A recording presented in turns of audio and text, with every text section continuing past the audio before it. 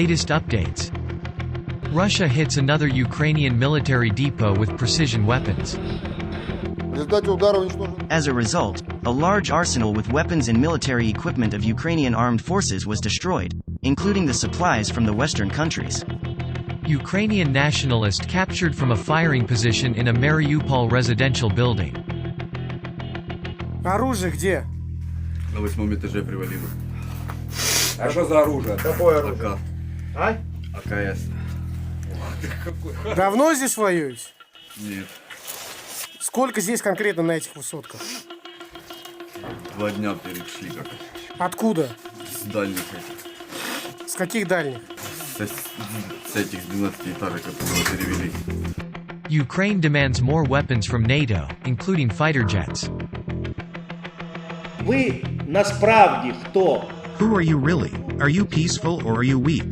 Will you give us weapons that would allow Ukraine to stay an independent and sovereign state in its internationally recognized borders? Will you finally open a full-scale lend-lease, or will you watch our cities being devastated? NATO reiterates it doesn't want a direct clash with Russia. Since 2014, allies have trained Ukraine's armed forces and significantly strengthened their capabilities. In the last months, allies have stepped up military support, providing anti-tank and air defense systems, drones, fuel and ammunition. We are determined to do all we can to support Ukraine. But we have a responsibility to ensure that the war does not escalate beyond Ukraine. Kremlin answers whether nuclear weapons might be used against Ukraine. We have a concept of domestic security.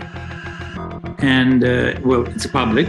You can read all the reasons for nuclear arms to be used. So if it is an existential threat for our country, then it can be used in accordance with our concept. There are no other reasons that were mentioned in that text. Russia will only accept rubles for gas in response to sanctions. Получать оплату в долларах, евро. Accepting payments in dollars, euros and some other currencies doesn't make any sense to us at this point. That's why I have decided to implement a set of measures to transfer payment for our gas supplies to unfriendly countries into Russian rubles.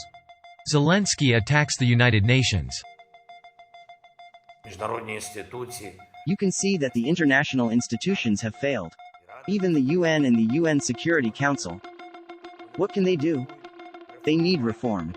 They need an honesty injection to actually function, to have a real impact, not just talk. We need new institutions, new instruments and new guarantees. Lavrov assesses negotiations with Ukraine.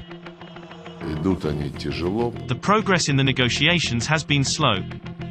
Even though the Ukrainian counterpart has shown some understanding of the issues on the agenda, it is constantly changing its position, withdrawing their own proposals.